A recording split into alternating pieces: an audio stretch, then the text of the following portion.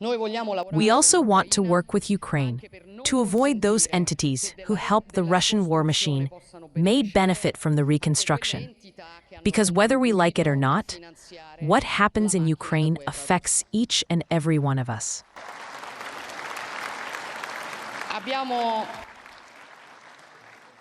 I think that is why we should be proud of the result we are all achieving together today. Nations, international organizations, financial institutions, local authorities, the business sector, civil society. Together we have made commitments with today's conference for more than 10 billion euros. President of Ukraine.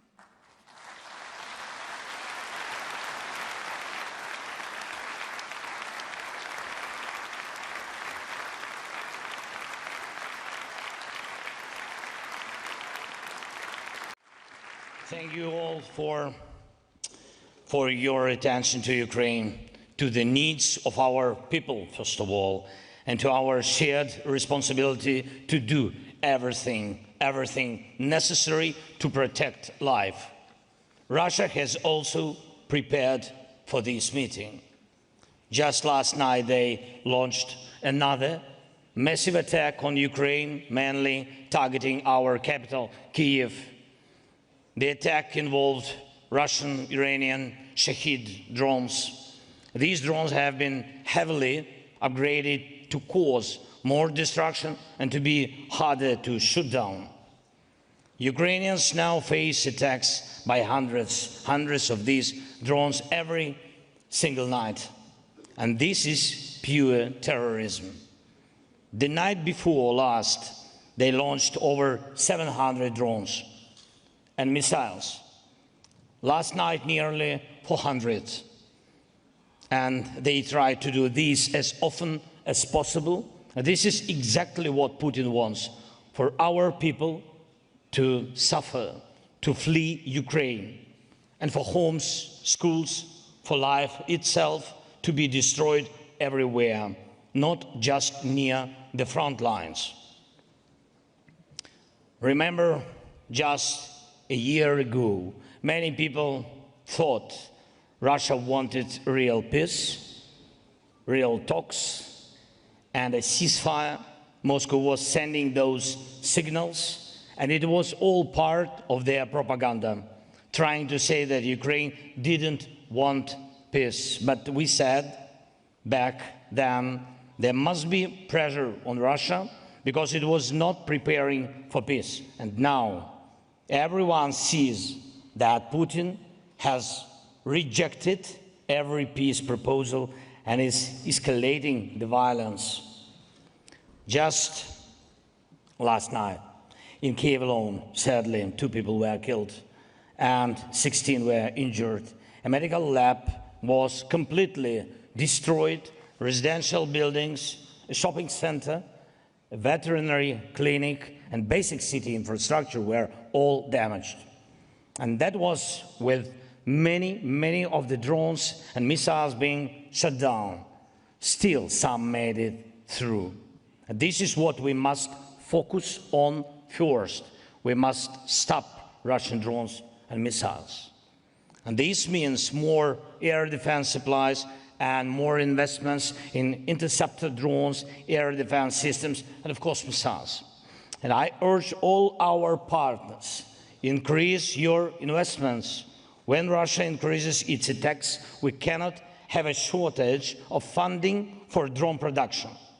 More than 30 countries and hundreds of companies are represented at the conference today. And we must reach a point where Ukraine's air defense and drone sector is supported by over 30 countries and backed by hundreds of companies, not only from Ukraine, but also from Europe, the United States, and beyond. Please speak to our team for details. Ukraine has some of the world's most advanced drone technologies for both offensive and defensive, and we are ready to share this expertise and these technologies with our partners. Ukraine needs investment, you need skills, you need technology, and everything we are building now to protect Ukraine will also help protect you. Secondly, I'm grateful to all countries that are part of the coalition supporting Ukraine's defense. We've created effective, really effective coalitions, effective drone coalition, and you can see how drones help us hold the life, hold front line and strike Russian military infrastructure deep inside Russia. We also have a strong aviation coalition. Thank you to all its members. Ukraine has received and is building up modern combat aviation. This is a huge, huge help.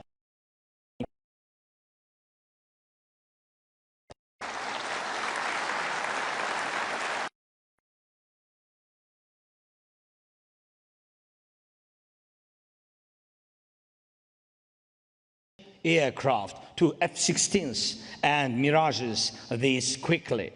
Thank you to everyone who helped. And I also want to highlight the coalition to return our Ukrainian children. Children abducted by Russia. And this is a global effort involving countries from Italy to Canada. And thank you to each one. Just yesterday, I spoke with about this work, and it already is. I'll discuss this with and other leaders as well. And we must explore every to